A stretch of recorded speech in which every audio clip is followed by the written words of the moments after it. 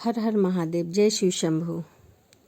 शिव पुराण की कथा अध्याय 10 रुद्र संहिता। श्री हरि को सृष्टि की रक्षा का भार एवं भोग मोक्ष दान का अधिकार दे भगवान शिव का अंतराध्य होना। परमेश्वर शिव बोले, उत्तम व्रत का पालन करने वाले हरि विष्णु, अब तुम मेरी दूसरी आज्ञा को सुनो तथा उनका पालन करो। तुम सदा समस्त लोकों में माननीय और पूजनीय बने रहोगे। ब्रह्मा जी के द्वारा रचे गए लोक में जब कोई दुख या संकट उत्पन्न हो, तब तुम उन संपूर्ण दुखों का नाश करने के लिए सदा तत्पर रहना। तुम्हारे संपूर्ण उत्साह कार्यों में मैं तुम्हारी सहायता करूँगा। तुम्हारे जो दुर्जन और अत्यंत उत्कुट शत्रु होंगे, उन सबको मैं मार गिराऊंगा। हरि, तुम नाना प्रकार से अवतार धारण करके लोगों में अपने उत्तम कीर्ति का विस्तार करो और सबके उद्धार के लिए तत्पर रहो। तुम रुद्र के अध्यय और रुद्र तुम्हारे अध्यय हैं। तुम में रुद्र और तुम रुद्र में हो, इनमें कोई अंतर नहीं है। जो मनुष्य रुद्र का भक्त होकर तुम्हारी निंदा करेगा, उसका सारा पुण्य तत्काल नष्ट हो जाएगा।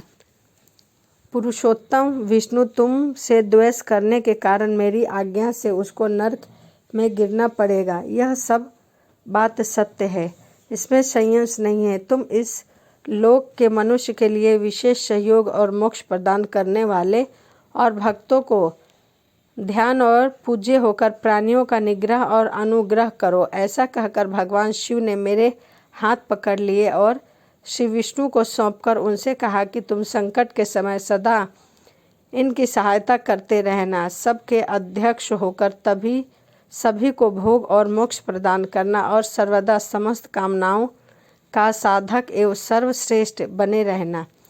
जो तुम्हारी शरण में आ गया वह निश्चय ही मेरी शरण में आ जाएगा। जो मुझ में और तुम में अंतर समझता है वह अवश्य नरक में गिरता है।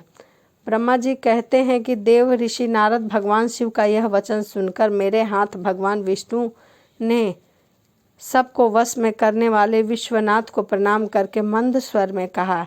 श्री विष्णु बोले, करुणा सिद्ध जगन्नाथ शंकर, मेरी यह बात सुनिए। मैं आपकी आज्ञा के अधीन रहकर यह सब कुछ कार्य करूँगा। स्वामी, जो मेरा भक्त होकर आपकी निंदा करे उसे आप निश्चय ही नरक प्रदान करें। नाथ, जो आपका भक्त है वह मुझे अत्यंत प्रिय है।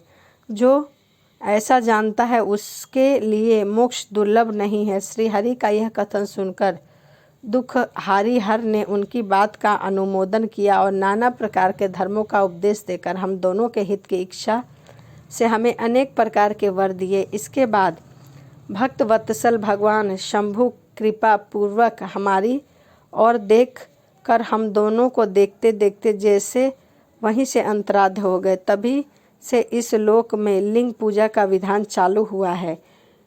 लिंग में प्रतिनिष्ठित भगवान शिव भोग और मोक्ष देने वाले हैं। शिवलिंग की जो वेदी या अर्धा है वह महादेव का स्वरूप है और लिंग साक्षात महेश्वर का लय और अधिष्ठान होने के कारण भगवान शिव को लिंग कहा गया है, क्योंकि उन्हीं में निखिल जगत का वास होता है। महामुनि, जो शिवलिंग के समीप कोई कार्य करता है उसके पुण्य फल का वर्णन करने की शक्ति मुझ में नहीं है।